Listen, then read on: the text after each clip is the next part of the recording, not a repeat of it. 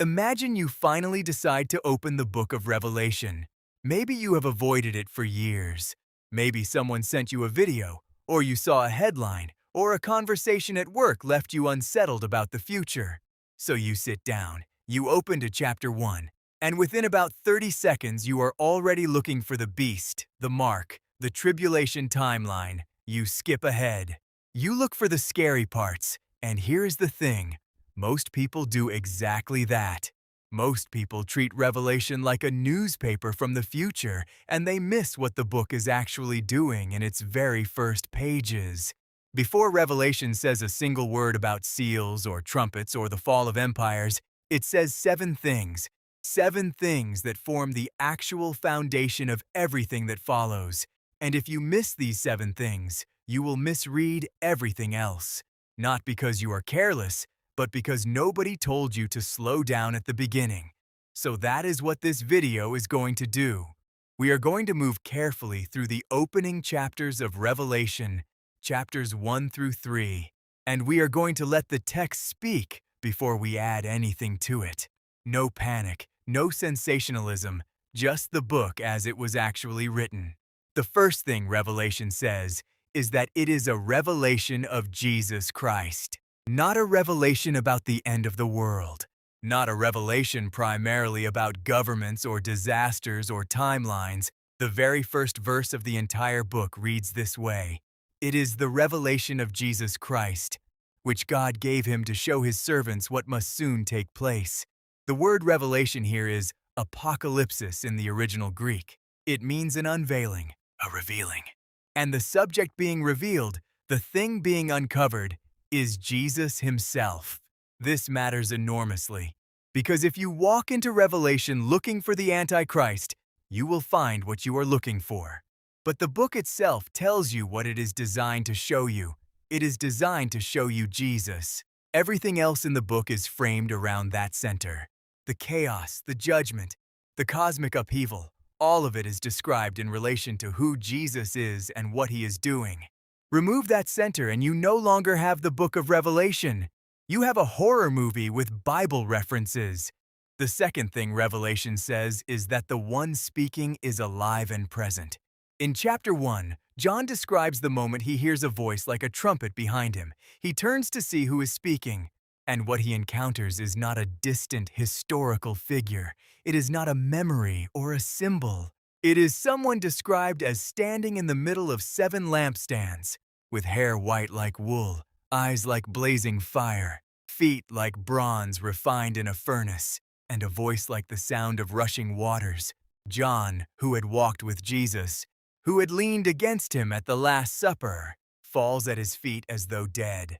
This is the same Jesus, but now John is seeing him in his full, uncontained, resurrected reality. And the first words out of his mouth are not warnings about coming disasters. The first words are, "Do not be afraid. I am the first and the last. I am the living one. I was dead, and now look, I am alive forever and ever." If you have been reading Revelation, and it has been making you more afraid rather than more anchored, this moment is worth sitting with.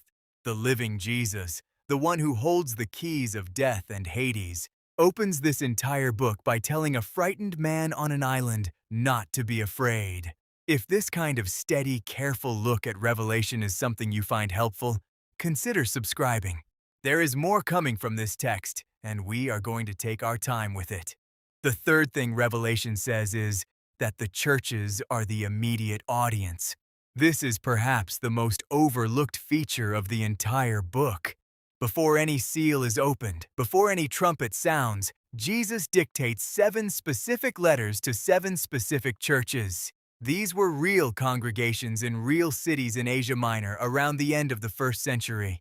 Ephesus, Smyrna, Pergamum, Thyatira, Sardis, Philadelphia, Laodicea. Real people, real struggles, real pastoral concerns. The church at Ephesus had strong doctrine but had lost its first love. The church at Smyrna was poor by the world's standards, but was described as spiritually rich. The church at Pergamum had tolerated false teaching. Thyatira the same. Sardis had a reputation for being alive, but was described as dead. Philadelphia had kept the word with patient endurance. Laodicea was lukewarm, wealthy, and self-sufficient in all the wrong ways. Now here is the common misunderstanding. Most people assume the letters in chapters 2 and 3 are just the warm-up act, the introduction before the real book begins. But that is not how ancient letters worked, and it is not what the structure of Revelation suggests. These letters are not preamble. They are the interpretive frame. They tell you who the rest of the book is written for and what kind of transformation it is meant to produce in them. Revelation is not primarily a book written to frighten outsiders. It is a book written to strengthen insiders, people who were already following Jesus and were doing so under real pressure. The fourth thing Revelation says is that endurance is the defining quality being called for. The word endurance, or patient endurance, appears again and again in these early chapters. John introduces himself in chapter 1 as a brother and companion in the tribulation and kingdom and patient endurance that are in Jesus. Then in the letters, Philadelphia is praised for keeping the word of Jesus' endurance. The word itself is hupomone in the Greek, and it is not passive resignation. It is active, steady, deliberate faithfulness under pressure. It is the quality of someone who does not bail out when things become difficult. This tells you something critical about the situation these early readers were facing. They were not comfortable. Many of them were experiencing economic exclusion because they would not participate in the trade guild rituals tied to Roman religion. Some were facing social rejection. Some were facing formal persecution. John himself was on the island of Patmos, which was a Roman penal colony. He was there because of his testimony about Jesus. So when you feel the disorienting weight of living faithfully in a culture that is not structured around your values, these letters are speaking directly to that experience. Revelation is not a book that assumes the reader is comfortable. It is a book written for people who are already feeling the friction. The fifth thing Revelation says is that worship is the normal response to seeing Jesus clearly. Look at what happens in chapter 1 when John encounters the risen Jesus. He falls at his feet, not out of terror alone, though that is there.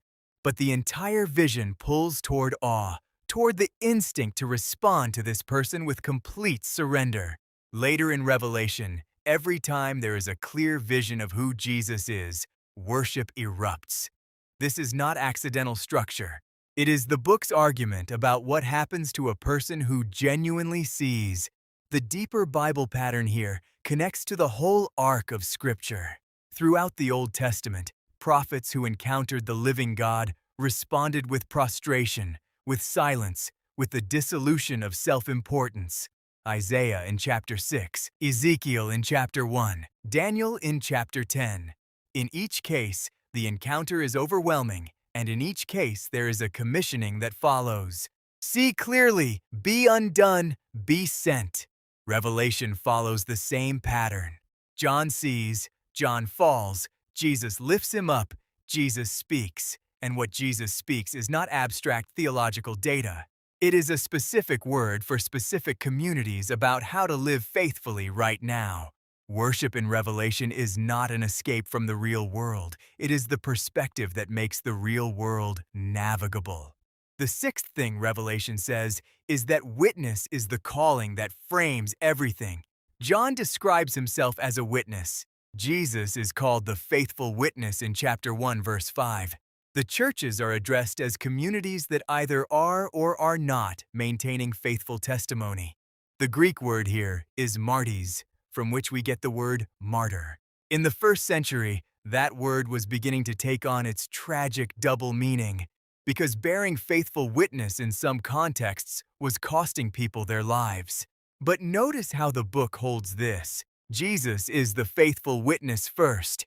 He is described as the one who bore faithful witness and was killed for it, and who is now the firstborn from the dead. The resurrection is the vindication of the witness.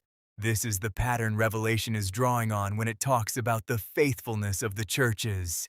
You are called to bear witness in the same way Jesus bore witness, and the same resurrection logic applies. Death is not the end of the story. It is not even close to the end of the story. This is a practical test worth holding against your own life. When you think about your faith, is the category of witness somewhere in your thinking? Not in a performative, aggressive, have you heard about Jesus at the checkout lane kind of way, but in the quieter, more demanding sense. Are you someone whose life is legible as a testimony to what you actually believe? The seventh thing Revelation says is that grace and peace come from the one who is, who was, and who is to come. This is the greeting at the opening of the book, and it is easy to rush past it. John writes in verse 4 of chapter 1, "Grace to you and peace from him, who is and who was and who is to come." This is not decorative language.